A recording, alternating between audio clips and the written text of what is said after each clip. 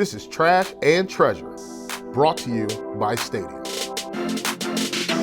right, guys, so much to talk about on today's show. Another edition of Trash and Treasure. And let's get into hot topics. This is where we check out the hottest topics in sports media. And of course, one is talking about the NBA bubble. So let's start off with LeBron. He's decided not to wear, one of the slogans or messages on the back of his jersey once the season resumes. And I have two things. One is that I'm confused as to the reason why he doesn't want to wear the slogan on the back of his jersey, because the reasoning he gave was that it didn't resonate with his mission, right? So there's 29 different slogans, but some of them include like Black Lives Matter, vote, justice, all those different things. I'm not really upset about the fact that he doesn't want to wear it on the back of his jersey. I'm just more confused at the reason why he doesn't want to wear it on the back of his jersey. What are you guys thinking? I don't know. I think part of me thinks like, all right, first of all, let me say this. We can't question LeBron's dedication and his activism and his, giving back to, the community. Dude has a school. Mm-hmm. Like, what more can you do, right? So I think maybe, and I'm just assuming that whenever LeBron goes into playoff mode, he gets rid of social media, he gets rid of everything, and he locks in into like a different zone. And maybe that's what this is, that he's in a different, I'm assuming just because he said that it didn't line up with his goal, and I'm assuming his goal is to win the championship. So with that being said, I told y'all this was going to happen. Like, I told y'all that either people weren't going to participate or like it at the end of the day, it's just going to become a show. And that's kind of, to me, right, what it's become is it's become a superficial prop. Not criticizing LeBron, but from the league and the entire standpoint of this is going to help push the agenda forward. It's not, because now we're not even talking about the real issues. And Charles Barkley hit on that too, right? And I agree with what Charles was saying when he was saying that we're not talking about police reform, we're not talking about prison reform, we're talking about dudes' jerseys. And at the end of the day, I never personally felt that it was meaningful enough to push everything forward. Yeah, I think for me, disappointing, yes, because we've seen LeBron we've already seen him do this, right? Like, we've seen him wear, whether it's a Black Lives Matter t-shirt or, we've seen him do these things before. And now to opt out feels like he's almost in a state of too big to fail. And so I can't risk it, or I can't do this. And that's a little bit weird. And that's a little bit, granted, we do know, again, we mentioned he has a school, and I don't want to keep coming back to that being like his saving grace. But for me, when I look at it, I think it is a little frustrating. Go ahead, because I'm going to tell you this. And I guess to me, at the core, the crux of it, the people that don't support Black Lives Matter and the people that don't care about police brutality, they don't watch the NBA. So you should go all out, man. This is where you should let it hang out. It's the same thing with the WNBA, right? They got an owner that's under fire, and they just came straight for that owner and were like, listen, if you don't support us, you got to get out. And they made her change the way that she's. Yeah. So it's not a black league. It's still, a white league in terms of viewership, in terms of ownership. But the people that work in these spaces recognize I need to do more to appreciate. So for LeBron to opt out, it feels like, what risk are you worried about taking? Yeah, no, I totally agree with that. Like, I feel like, yes, LeBron does a lot in the community for the Black community and for, using his platform for social justice. So him not wearing a message on the back of his jersey obviously isn't a huge deal when you take a look at the bigger picture. But I also read an article where it said that, he was a little bothered or disappointed that the league did not reach out to him about the messages for the back of the jerseys. So when I think about that, I'm like, okay, so are you just mad that you didn't have your input, and you weren't consulted for the slogans on the back of the jerseys, even though players got to vote on what those slogans would be? And that's why you don't want to wear it? Because I can't understand how even if you have 29 slogans that you could put on any of your jerseys or any jersey, you're going to tell me that not one of those 29 resonates with, the mission of social justice, and we know that he's about social justice. That's not something that's foreign to him. It's something that he's knee deep in. So for him to come out and say, I don't think that any of these slogans resonate with my mission, I don't know, it really confused me. Like, I felt like, with LeBron being a leader in the NBA and a leader really in sports, like, you could have picked one, bro, like at least one. Yeah, let me throw this out there. And I don't know if I believe this. I'm just throwing it out, right? Maybe LeBron was thinking that, since the league didn't get the input of the black players and they constructed this list, then LeBron's like, so the power structure is going to dictate to us what we can put on our jerseys instead of including us in that process. Well, I'm just not going to wear the jersey because, I feel like maybe it's for the principle. It's off GP for me not to wear it. Right. I don't know. Yeah, just throwing it out there. Right. And that could be it. Honestly, that could be it. And then sometimes that is your act of rebellion, is your protest is saying, okay, like by you not including the voices of black players is a part of that problem that we keep talking about. And so by me, saying, okay, yeah, I'll wear this message, then I'm almost saying that it's okay for you to make those decisions without consulting black players. So I totally get that. We don't know if that's the case, but I could see that if it were the case. When it comes to LeBron, for me at least, I look at it and I think you're right, Eddie. I think you hit the nail on the head where he didn't like to he wasn't consulted, and a lot of players weren't consulted on it. They kind of handed it down to them of what they were allowed to do. And maybe it's not about being what you're allowed to do. It's being able to do what you want to do. And the other thing for me, though, and this is LeBron specific, I think that he wants to be more involved in the NBA decision making. And this is a spot for him to make that move. So, and guess what?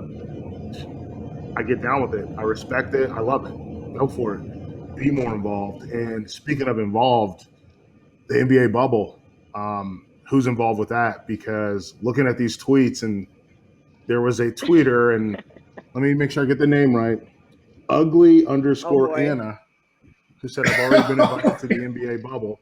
Not ugly Anna, child. Season canceled. Because players are already reaching out to various women, they're talking to their boys or whatever, and like it's cool to see the bass fishing videos, but also players they're on the prowl. Well, obviously Anna's not that ugly because the tweet says, I already got invited to the bubble. Yeah, the season is definitely ending early. Like, I feel like, okay, sis, like we know that that's gonna happen. Like it just like Stephen A said it, like I feel like a week or two ago on First Take, and he said, you guys really think that these grown men are about to be in this bubble, whether they are single, whatever, what I'm saying, they're gonna be in this bubble for a couple months and then not have any contact with women. You talking about NBA players? Like, let's just be real. Let's be real with what the situation is. Like, I was just waiting for that tweet to come out. Sis could have really kept it to herself, And then what was crazy though was that she actually DM'd her friend or texted her friend, and she was like, oh my God, should I delete this? It's going viral. He might see. And then her friend texts back and said, oh my God, block him. Girl, if it's viral, he's going to see it. Like, everybody is talking about it. I knew it was going to happen. Hilarious. Oh, sorry, yeah. The entire bubble is just so funny. It's a show. I mean, I got more questions than anything. So, like, this ugly Anna, is she famous? Or is she... I don't think so. No? I don't think ugly Anna is famous.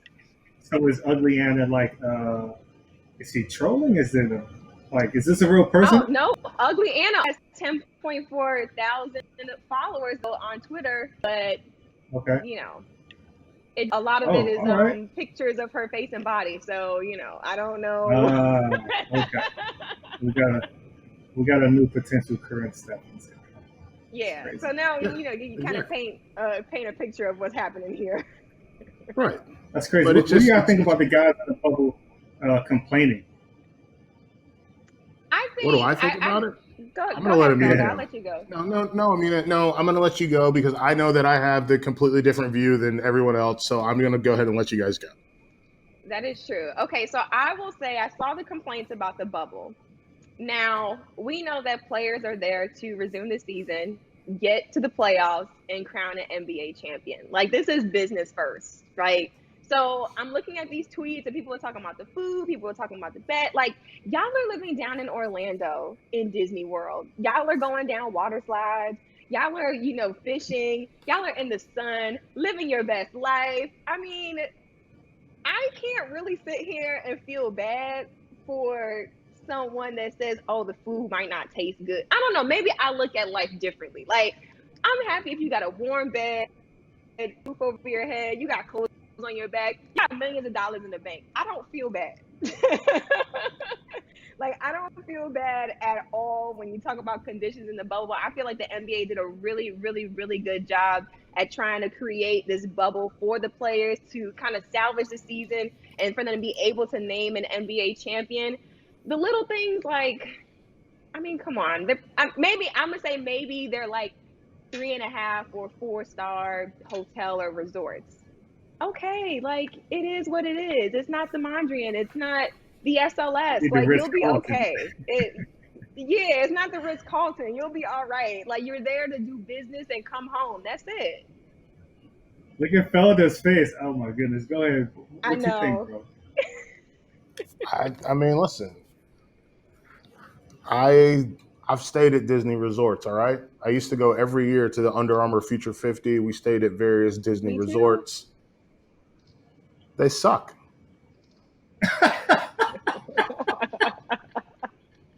It's not that Plain and bad. I've simple. been there before. Have you stayed at better hotels? I've stayed at better hotels, but like it's just Would is. this be the Like it's hotel that you Disney would pick to World. stay in? Is this the hotel you would pick to stay in? I mean, it No, depends though. no. You wouldn't pick to It's stay in not the this Motel hotel. 6, Felder. Like they making it seem like it's the Motel 6. Like it's not the Motel 6. It's not a Roach Motel. It's probably a 3.5-star hotel or resort. Yeah, a Not a big 3.5-star deal. hotel or resort for people who are used to staying at 2-star hotels. That's what it is. Like the Oh my reason it gets gosh. 3.5 stars is because most people don't stay anywhere nicer than a Disney resort. But when you stay places that are nicer and your life is nicer, then you recognize that this is bad. This is like when you go to your mom's house or you go to your grandma's house or you go to your cousin's house and Mm-hmm. they don't have good butter or they don't have the cheese that you want. They don't have the stuff I you think that's want. only a problem that Felder has. Yo, That's only a problem that Felder time It's has. clearly out. not an only me problem. Time out. Time out. I've never gone to a friend, family member's house and checked out their butter, like, what are You we don't even talking have about? good butter. Okay, well, What? let me. Are you kidding me? I'm in the kitchen anyways. Where's it at? Oh Here my we go. god. Amish. Dude, what's good butter? Listen, Butter is, I mean, let me. like, you're looking for butter The that's country crock in like the my the garlic country crock butter. in my fridge does just fine. Exactly. Well, Felder would hate Yeah. my No, house Amish. because I don't have that Amish butter. roll butter. You kidding me? Like this is the same thing. When you're accustomed to something that's nice, something that's better. So now he's trying to say that I don't have nice stuff because I cook with a different butter because I cook with country crock. That's not butter. It's the country crock's not butter. Felder Okay, but walks I've into been eating it my into whole a life, spot cooking and with he's it my like, whole life. I'm just saying. Felder's You do walking know to a that it's spot not like, even oh, butter. you guys are eating toast. Where's the croissants? Homemade croissants. Kerrygold. I see Homemade. right here. Pat talked about it. Kerrygold is good butter. It's very good. I'm an Amish roll butter guy personally. But what I'm saying is, and I say, listen, I'll say this. I am someone who traveled a lot for work and stayed in very nice hotels, including being upgraded into suites. And then Mm-hmm. I almost said the F word. When I got kicked back down to regular When I got kicked out of first class because I didn't travel enough, and when I got kicked out of the nice hotel rooms because I wasn't staying there enough, it sucked. And it wasn't good. And I didn't like it. So I understand why they're complaining about it. I understand the complaint. Listen, let me tell you something.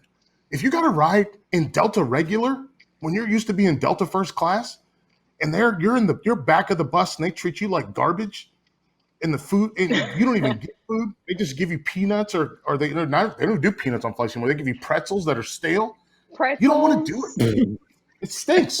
It's horrible. Like, I get it. Trust me. Like, when I fly United instead of American, they treat me like, a second class citizen over at United. I'm treated like a queen when I go to American, but I deal with it because, okay, I need to get from point A to point B. It is what it is. You don't complain? I complain. I complain a lot. I complain about everything. Yeah, I know. We know you complain about everything. Okay, I want to get to this really quickly. Shams actually tweeted out earlier this week that the snitch hotline is blinging in the bubble. I want to ask you guys, who think is snitching in the bubble? I know, man, this is what's happening. I'm telling you. I guarantee this is what's happening. All of the players are pranking each other. It's a prank. It's a big prank. Like Pat Bev is snitching on. Yes, it's a prank. Trust me. Like, think about it in camp, right? You go to camp, everybody is messing with each other, doing things to each other. So if you throw in there a snitch hotline that anybody can call and the players have it, it's for the players, right? So of course it's a prank. It's a big prank. I bet you whoever the receptionist is like, oh my goodness. LeBron, leave AD alone. Is snitching on everybody. That's what everybody thinks on Twitter. They think it's Chris Paul. Poor Chris Paul. I can see that. He's the king of the nut tap, so he probably is doing it. Although I will say, shout out to Winston-Salem. I'm going to get us back on track here. I will say this, Kelly Oubre, right? He said that you can get Postmates. And then they were like, oh, you can't get Postmates. It is Shams. Shout out to Stadium and Shams. King Center, Rashawn Holmes crossed the Disney campus line to pick up delivery food and must quarantine for 10 days. And Kelly was like, never mind. So it's JK, happening. My bad. Y'all can't get Postmates. He's like, JK, sorry. Didn't mean to do that. But what we did mean to do was do this interview because we're going to get more into the NBA. We're going to get more into Chicago. We're going to get more into all these things. And we're going to talk with Camron Smith from MSG. He just did some really cool stuff with MSG, actually. I hope you guys check it out. And we're going to go into our segment, How Did You Get Here? Folks, how did we get here? We do our interview segment, and we got my guy, Cam Smith. You've heard him on the show before. Camron Smith does work for MSG, does work for Stadium. Cam, how are you doing, man? I'm good, man. Given the circumstances of what we're all going through with this pandemic and, other factors that have hit, certain people that look like us. So I'm just trying to manage it all and bring some positivity into my life every day, making sure the family's good, making sure the wife is taken care of, that our son is good. So, everything is in kind of good spirits for right now. Good, man. Got to have everything in working order. Try to do the same. We're all trying to do the same thing, which is just maintain at this point. I wanted to kick it off with Change the Game. And I felt lucky enough to get to do that show with you and get to talk about sports and race and the intersection of sports and race. And wanted to get kind of just your initial thoughts, because folks can find it on watchstadium.com. And it's one of those pieces of work that, like, you feel like I know for me, I feel really proud to have gotten to do it and to continue to do it, because race and sports go hand in hand. There's no separation there. Right. 100%, man. And the beauty about Change the Game was not even just having, myself, yourself, Amina on there, but you had Sham Sharani on there. You had Jeff Goodman. You had Michael Kim. You had Dave Ross. So it's not just, okay, well, this is a show that's going to have all Black people on it, just for Black people. No, it's going to have multiple races on there, people from different ethnicities, different backgrounds, to give their thoughts and their view. And we all had the same messaging, is that Black Lives Matter. And that was the messaging that we all delivered, and that we made sure that we shared our thoughts on how we can be better as a country, be better as a people to support those that are disenfranchised, those that suffer from police brutality, those that suffer from racism. And you check across the board, Black people are a part of all of that. Like, you know, we are one of the lone races in this country that continue to experience just all the ills of America, and not even just, you know, during the times that we live in now, but through historically our time in America. So these are all situations where we're fighting against to really try and change. And it's not going to be one big swoop. It's not going to happen like that. It doesn't happen overnight or after 2 weeks or after everyone posts a blackout image on their Instagram profile, or, you know, does like, you know, hey, I need to educate myself or read a book or watch a documentary. It's not going to change after that. It's going to be something that has to be ingrained into the minds of everybody, and it's going to take a lot of time. And that's just where we are now, because racism is in this country's DNA, whether that's systemic, whether that's systematic, it's all there. But it's going to take a really self-accountability on everyone to do their part. So we were able to do our part to change the game by amplifying our voices on the Stadium Network and allowing people of different backgrounds and different colors to voice their thoughts, but also have people that watch what we do be inspired and try and join in efforts to make these changes. So as you said, Mike, I echo your statements, man. It was special to share that platform, not only with you, but also, of course, Amina, Mike Kim, Dave Ross, Shams, Jeff Goodman.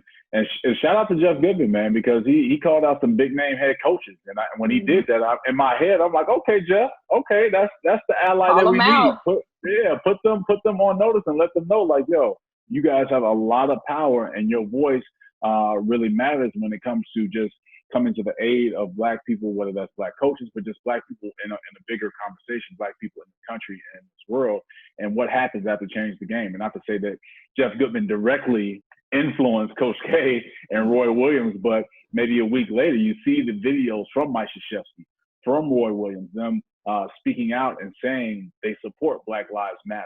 And it's not a controversial statement. It's not a political statement. It's something that we all have to believe and something that we all need to aid in. So again, Change the Game has had a ripple effect across so many different platforms and in people's lives.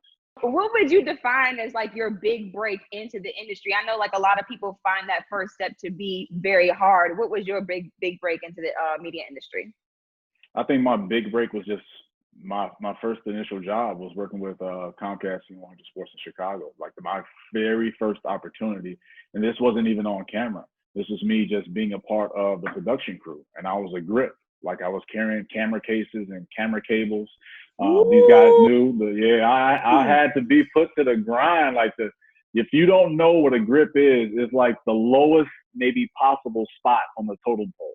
Mm-hmm. Like you're essentially like a bodyguard, and that's what I was. When we were covering high school football games, and the play would be coming out of bounds, and you would have hard hitters and physical guys like Mike Felder coming right at you, I would have to try and throw the camera guy out of the way and shield him just so he didn't get hurt. And more importantly, the camera didn't get hurt because the camera is very expensive. So I'm like putting my life and my body on the line as a bodyguard. So that was my first break, and I consider it my big break because I always told myself, if I got a foot in the door, then I know I'm going to be good. Because one, I'm no stranger to hard work. I knew my talent. Of course, the cliche of like, yeah, I believe in myself, I'm a hard worker. But those are things that I really took heed to, and those are things that I really believed in. So once I got my foot in the door, I'm like, okay, cool. This is my spot.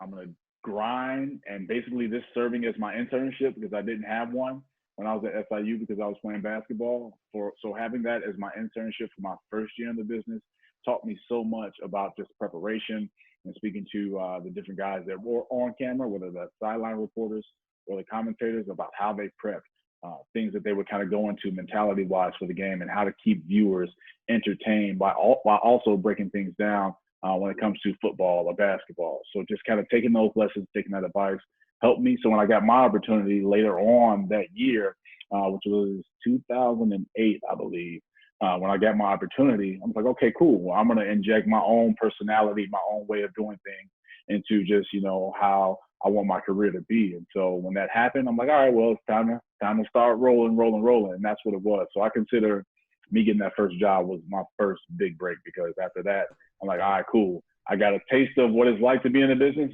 Give me more. I'm hungry. Like, give me some more.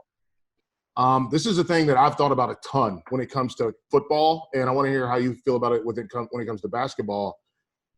Eyeballs versus analytics, and how that fits into it, and how you as a player, former player, marry the analytics that's become so popular in the NBA with how you analyze the game, because you do eyeballs. Right. And that's what I pride myself on is eyeballs. I'm not going to look at a sheet and look at certain percentages of how a guy has either, played that night or what it is. So I want to see, how they perform in person. I want to see the competition level, the environment, the atmosphere that they're involved in, and how they're able to overcome and thrive. So that's always been me. It's more of like show me, right? And being from Chicago, that's what it is. Playing basketball, like I don't want to hear about how good you are. Like you got to show me, and that's how you proved yourself. And so I carried that and took that with me into just my color commentary career, and just the I guess lane of analyzing how a player is into account. So I know what they can bring to the court. Numbers are good, but at the same time, you want to see how you perform against certain levels of competition. So it's kind of conflicting at sometimes, because you see the shift in sports where people just rely on numbers so much, and they feel that that's going to determine the outcome of the game. It's like, no, you can't determine the outcome of a game when you're playing against a guy like Patrick Beverly, who doesn't show up in the box score or box sheet as like a 25-point scorer with like 10 assists or whatever it is. But what he does is just affect the game with his energy, his deflections, his stops. So that's where it comes to like the eyeball test. So that's how I kind of just base my analysis on. It's just like, you got to show me. I would rather see it in person just to rely on numbers all the time, and be this other side of sports where you see it more and more, where it's a certain skin tone that's pushing the analytical side of things, right? As opposed to people that have been involved with the game that are Black, that have that history. So that's what I love about just what I bring to it, and what a lot of people that look like me bring into it. It's like, look, I'm not about to be this stat guy. I mean, that's cool, but no, you gotta be able to show me. I'm not gonna push the agenda of analytics, because that's pushing a bigger agenda, which we all see. That's a very interesting perspective right there. Now that you kind of brought that up, it just has the wheels turning in my head. But let's get to HBCUs. And we saw Makur Maker, he committed to Howard University recently, and also kind of urging Mikey Williams, who's also another top basketball prospect, to do the same thing. What are your thoughts on this idea of trying to get top Black athletes, high school athletes, to commit to HBCUs? And could we see kind of like a culture shift in that area when it comes to sports? Yeah, I would love to see it be a culture shift, because this is one of the big things. And my parents went to an HBCU in Texas. It was called Bishop. The name of the school is Bishop College. It's no longer in existence anymore. So when you look at it as you're coming through high school, and if you're an athlete, you always have these dreams and expectations of going to these blue blood schools. So since I played basketball, even since I was a kid, it was either like, I want to go to Duke, or I want to go to Arizona or North Carolina, like all of these schools that you see in your television all of the time. And you think that it's really blue bloods or bust. Like there's no middle ground, there's no in between, until you start to realize that there are a lot of other schools and programs that could bring you the same experience in certain ways, whether that's on the court or off the court, that these blue blood schools could bring as well. So you have that in your head, right? So you have the blue blood, then you have like the middle ground schools, but then below that are like HBCUs, and that depends on who you're around and what you have been exposed to. And I say HBCUs are at the bottom because the stigma around them, and this is not true, but the stigma around them is that, oh, it's not a good school, or no, they're not playing anybody, or they don't get any funding, they're all lies. Like, it's all lies. If you look at a lot of historically Black colleges across the country, there are ones, especially on the East Coast, there are ones that are so prestigious that, some of these blue blood schools really can't hold a candle to. When you think about the illustrious alumni that they have, like a Howard, where Makur Maker is going to, or a Morehouse, where Spike Lee is always advocating for, and I love him for that. So it's that exposure that kids need to see, and this decision that Makur Maker is is going to embark on with him going to DC and play for Howard is going to open the eyes of a lot of kids across the country. Like, wait a minute. So you're telling me that this dude that's top 15, top 10, wherever you want to place him in the country, decided to turn down Kentucky and Oregon and all these top schools to go to an HBCU? Like, what is it about this school that he wants to really extend his basketball career? Or what is this coach or what is this program going to be able to do for him to get him prepared for the NBA? But you think about where Howard University is. It's in DC. And DC is one of the best basketball cities in the country. So he's going to get the basketball side of things. He's going to get that experience. But then also, he's going to get the educational part, which is even more important.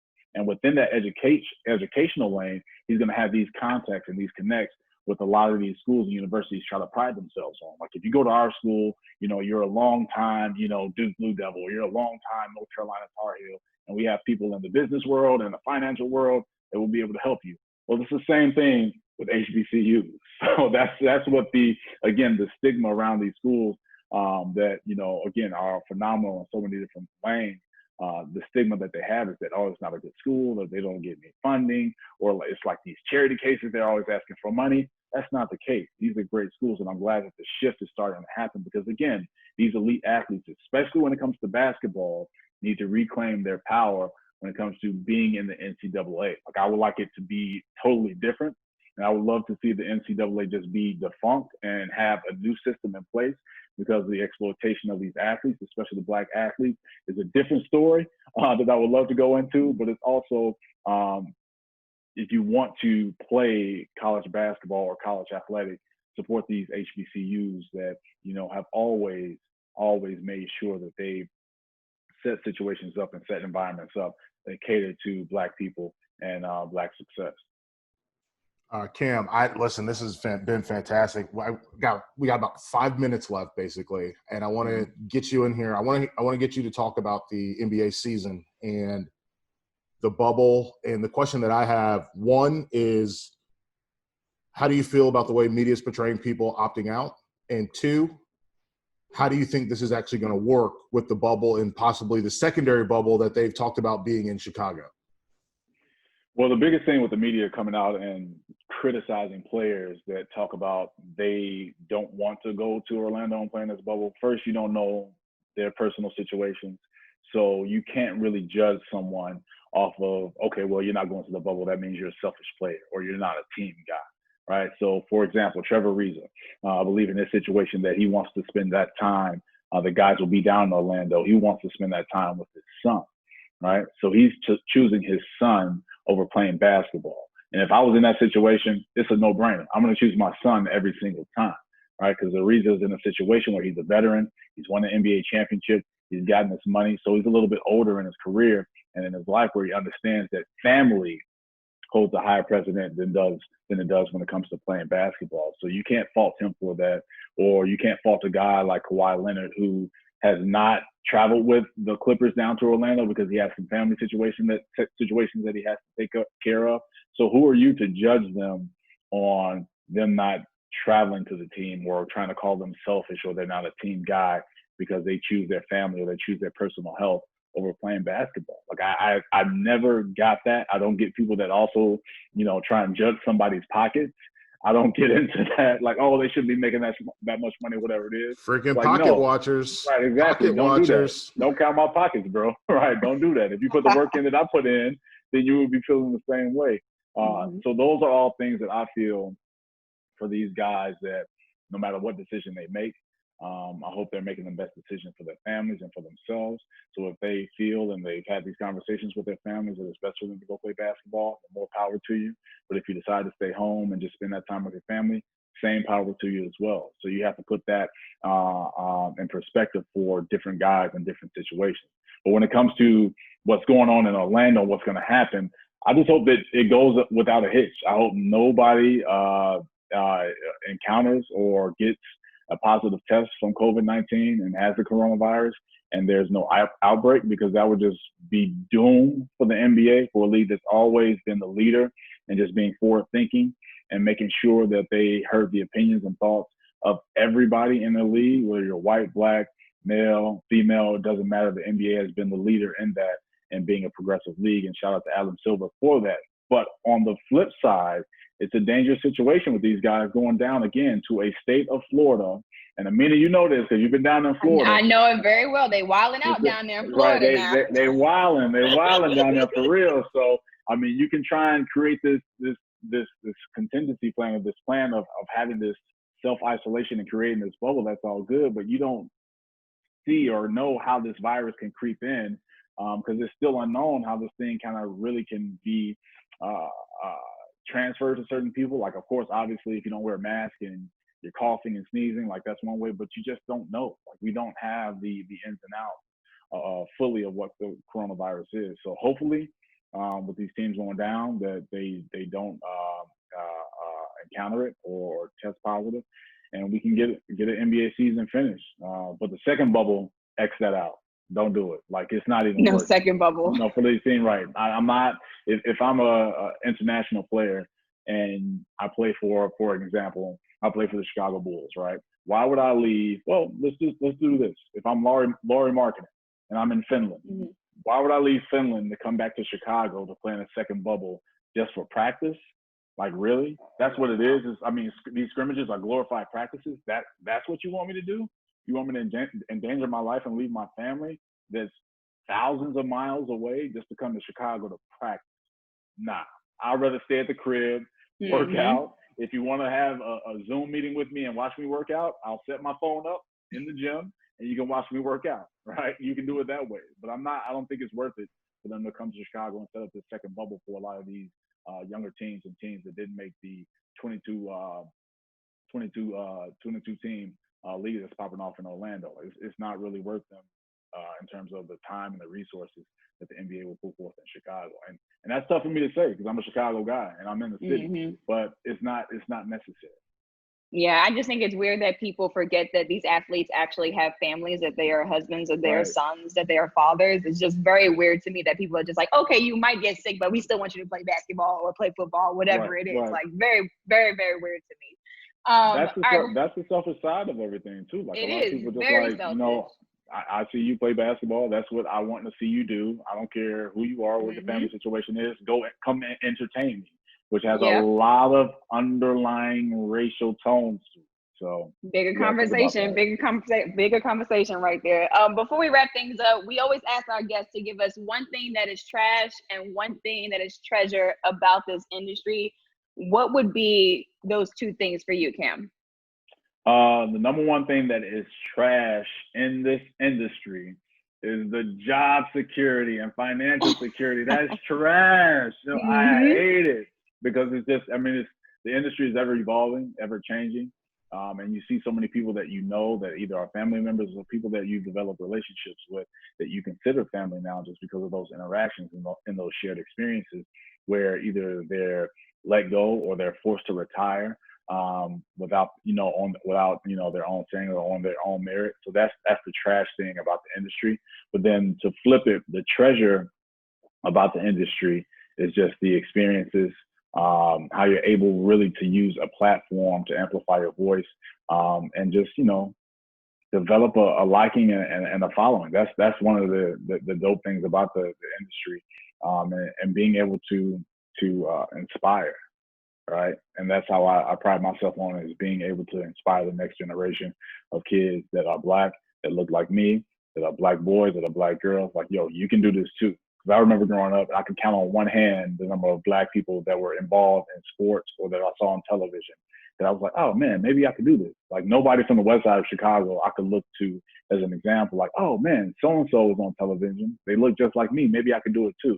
No, the only people that I saw that looked like me that were Black males were Ahmad Rashad and Jim Rose. And Jim Rose has been a long-time sports anchor in Chicago for a few stations. So those are only the guys that I can think of. And then on the women's side is Robin Roberts. Like, those are the only three names that I can think of. So now with myself, yourself, Amina, Mike, like, that's what we're trying to change and make sure that we can provide that inspiration. So those are the treasures of the industry. Cam, thank you so much for doing this. Give everybody your social and where they can follow you and find out everything that you're doing. Now, y'all know y'all family, and I love coming on Trash and Treasure. So thank you so much, Amina, Mike, Eddie, Carolyn, you guys are family. I love it so much. But you can follow me on Twitter, IG, Facebook. It's all the same name, Camron Smith. Just don't put an E in Cameron. If you want to pronounce it Camron, then cool. That makes me cool. All right. But it's Camron Smith, IG, Twitter, Facebook. Boom. Cam, thanks. How did you get here? We found out, and this has been fantastic. Thank you so much for doing this. It was great to talk to Cam. Cam is a part of that Stadium family. It's really, really cool. I love that final question talking about representation. And as we get into representation, we're going to talk about something that's going to be negative representation. Obviously, Eddie, you're from that DC area. And talking about that. Did I say it wrong? Nice try. Yeah, nice try. He said it right, though. He said it right. No, he didn't. It's the area. Okay, DC area. But here's the point. I'm not from the area. I'm from the city. Okay, that DMV thing was made up by people from Maryland and Virginia who want to be from DC. But sorry, go ahead, continue. Wow. Okay. Just had to clear that up. Okay. Well, also from Delaware. Delmarva is a real thing. Shout out to Lewis, Delaware. Shout out to Rehoboth Beach, baby. But the thing I will say is we're seeing Dan Snyder, the Washington racial slurs, change their name. And I think that with Cam talking about representation, it's a great segue into the idea of positive and negative representation and what it means, the gravity of what it means to have this team finally, what is it from Game of Thrones, right? Bend the knee. Yeah. Listen, man, this situation, this story is very infuriating. Like, really, to be point blank, it's very infuriating. I know I grew up being a fan of the team, and as a kid, I didn't know any better, so I called them, what their name was, right? And so, but as I got older and started to learn more of the meaning and the history and the the research behind the name, it became more than just like, man, that's messed up. It like really, really gets into my skin because of how normalized it is and how disrespected. It's like we talk about Native Americans and we portray parts of their history, their names, and we talk about them like they're television characters. We talk. Yes, too. We talk about them like they're extinct, like they're a thing of the past, as if they aren't still living, human, breathing people to this day. And the fact that they keep releasing these written, like it's something about seeing the name written down that really boils my blood. And they keep releasing, the last statement that they had the racial slur in there. I don't know how many times, as if it's our last little jab to just say this before we can't say it anymore. Like, it bothers me a lot. I think people probably just, which is weird because then it's also being ignorant and uneducated. But I think people, because like you said, growing up, you called them that name because that was the name of the team. And then you have people who probably, they just, given the benefit of the doubt, don't understand or haven't educated themselves to understand the situation as much as they should, knowing that that word is hurtful and it is a racial slur to a group of people in our country. And I think that because it's been so normalized, we see it. So we see it come out in these press releases, right? And just going back to, the team changing their name. I mean, I feel like, and I tweeted this, if you have to have this conversation every single season, clearly there's an issue. I don't understand. Like, I've seen people on Twitter, like a part of that team's fan base, trying to defend the name and saying that, that I've called it this my entire life and I'm a fan of it. Who cares? If you're not respecting the group of people that it hurts, not be hurting, you might not be educated to why that is hurtful. It still doesn't exempt you from being empathetic and being like, you know what? Okay, this is wrong. I should not say this.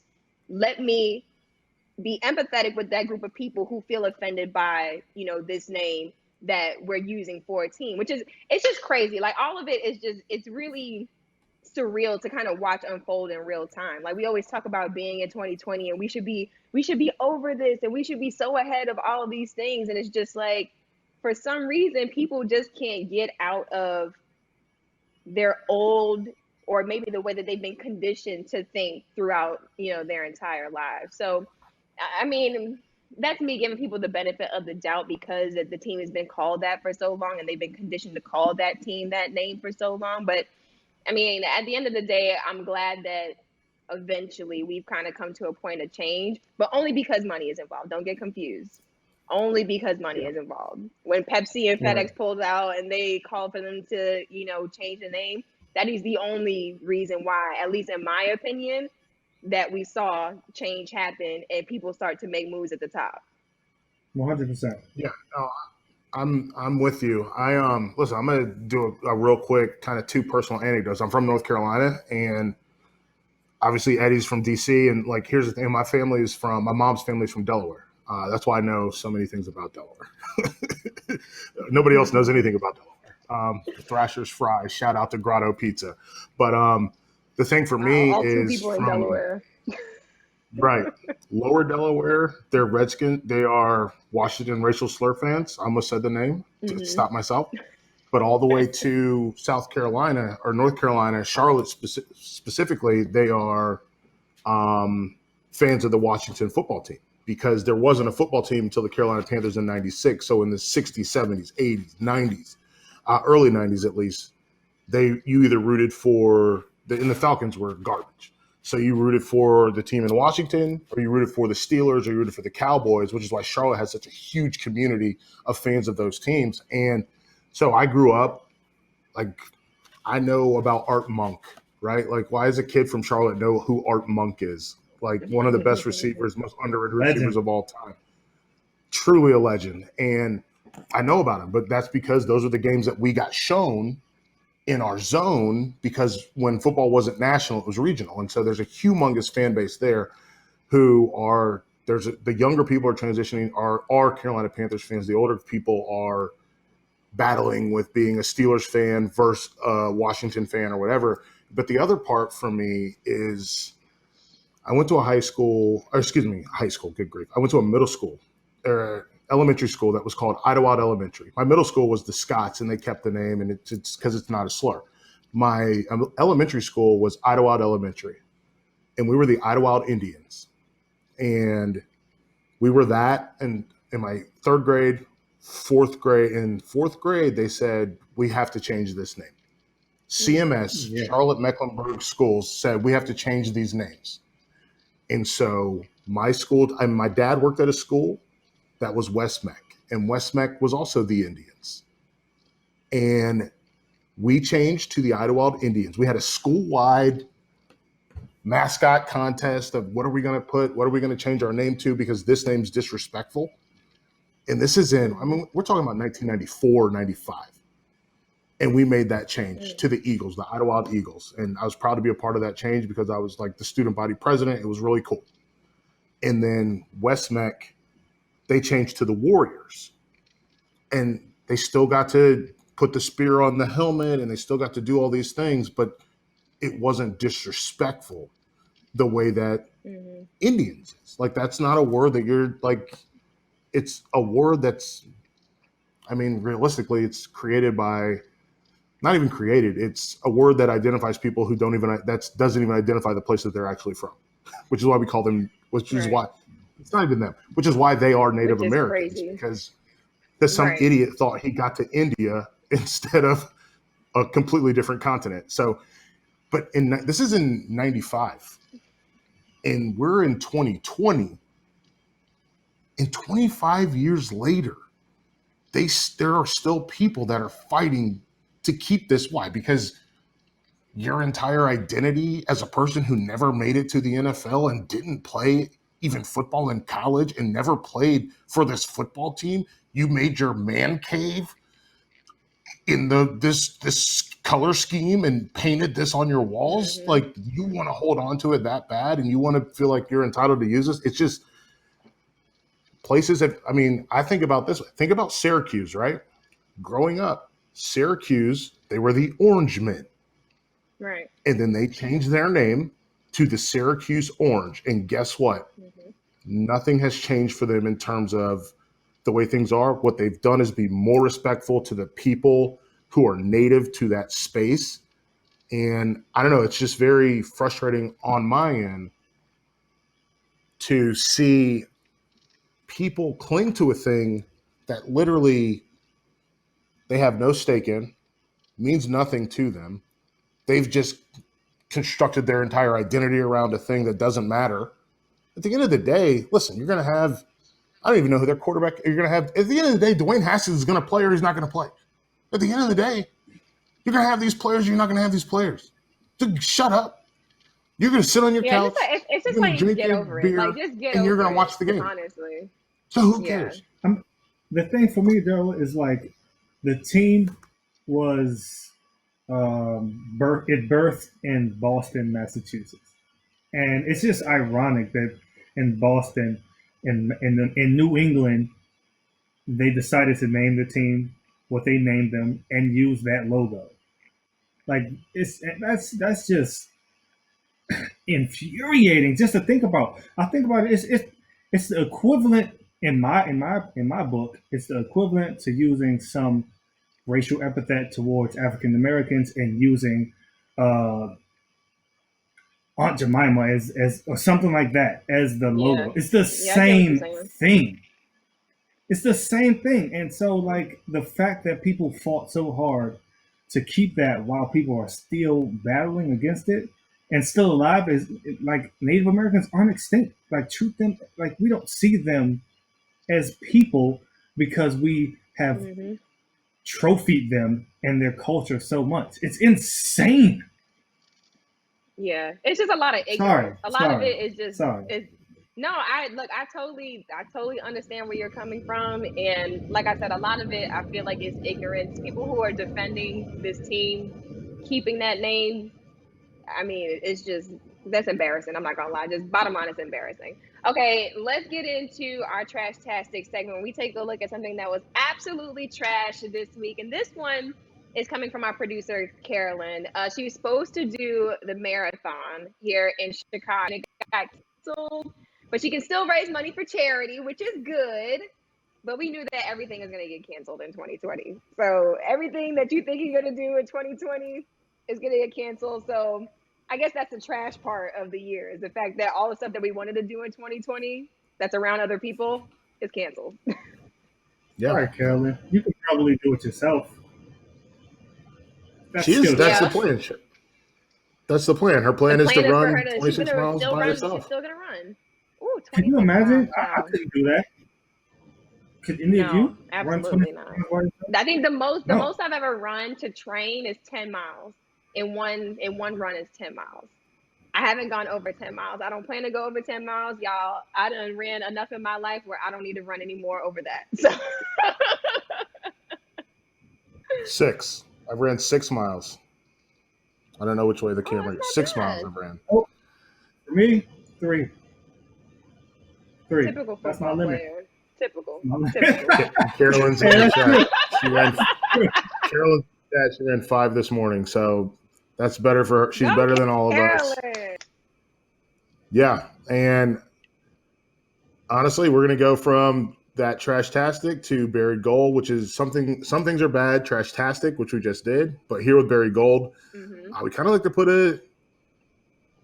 out news that may have been overlooked or that deserves some more attention, something that's a little bit more, positive, right?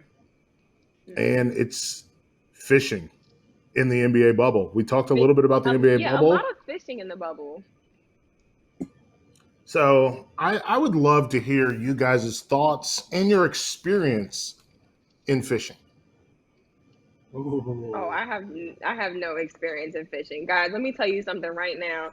Amina will not be in the wild. Amina will not be camping. Amina will not be fishing. I don't want to smell that stuff. I don't want to put my hands in no chum. I'm good.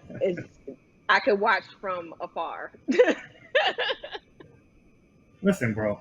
Amina and I have one thing in common. We're both city kids. From the city. Exactly. She's from New York City. I'm from D.C. We'll leave that to you, man. It's all good. I mean, I have extended family. They go fishing and, hunt and do all that good stuff. But not me, man. I'm staying in the city, dude. Have you guys ever baited a hook? No. No, what? I don't even know what that is. Is that when you put the worm on the end? Yeah. Yeah. Oh, okay. No, I never done it. I'm not touching any worms. Y'all see these nails? I'm not touching nobody worms. Listen, I love fishing. There was a time when I lived in Charlotte, when I lived on the north side of Charlotte, I used to, when I was working from home, I used to twice a week, I would take a break in the middle of the day and go fishing. You know, you catch little perch or sunfish or whatever, and you throw them back, but it was a way to get my mind out of the workspace, and it was really, really fun. And I got a guy, one of my friends, George Foster, played football at Georgia, played in the NFL for a while. He's taking his daughters fishing. He just posted a story about them fishing, and they're catching little sunfish and some perch, and they're using cane poles. So the next question I have for you is, do you know what a cane pole is? I was just about to ask you. I have no idea. Candy cane? A candy it's just- cane. Does it come in that shape? Felder is so he's so disappointed in us. He's like, why do I want them? Why do I even talk to them?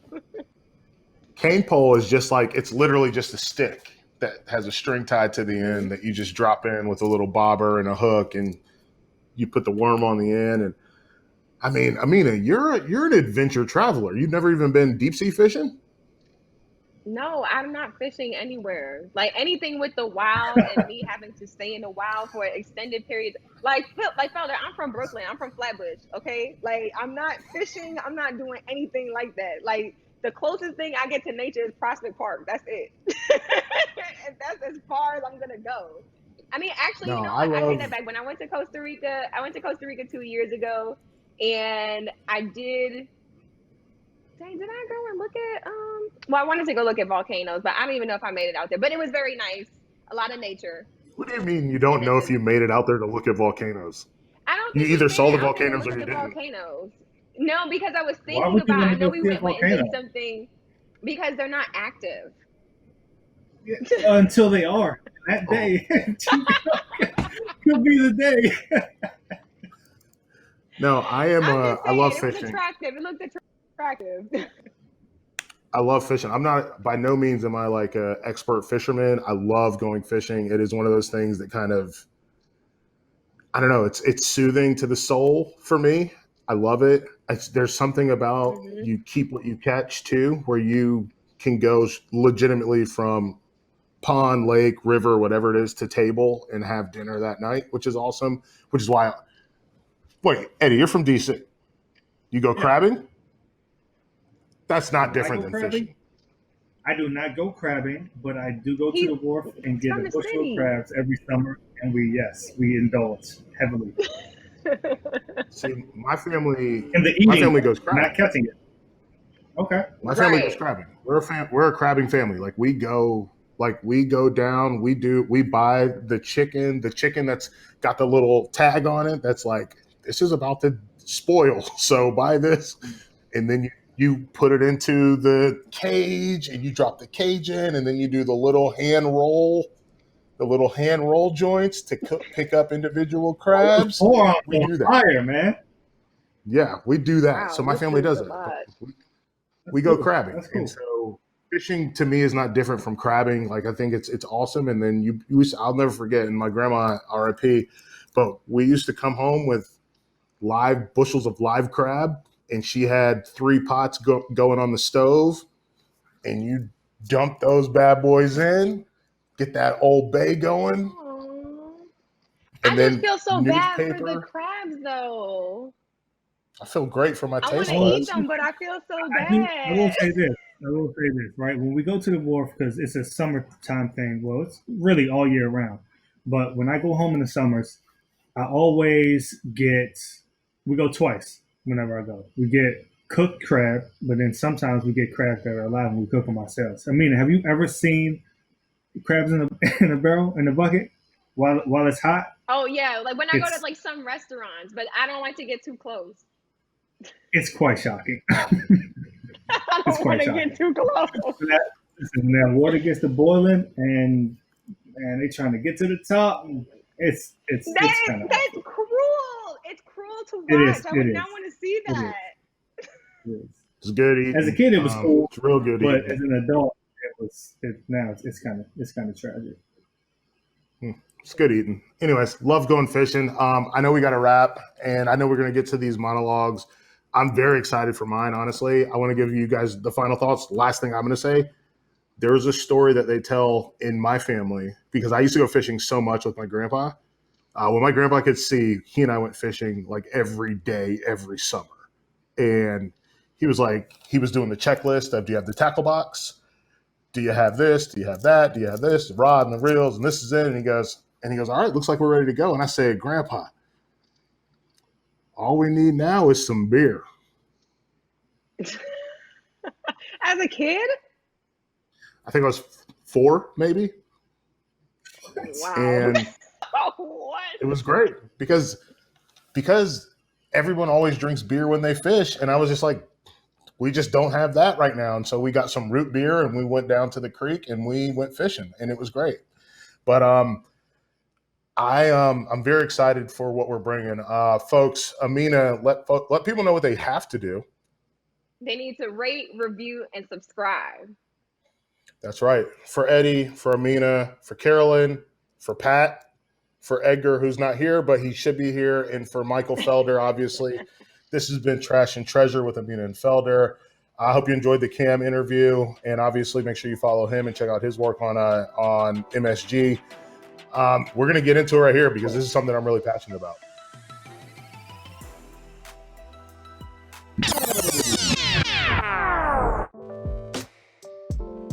For my Trash or Treasure, I'm going to do a little bit of both. Shout out to Emma Humplick, just ripping off dingers in a viral video, 15 million views.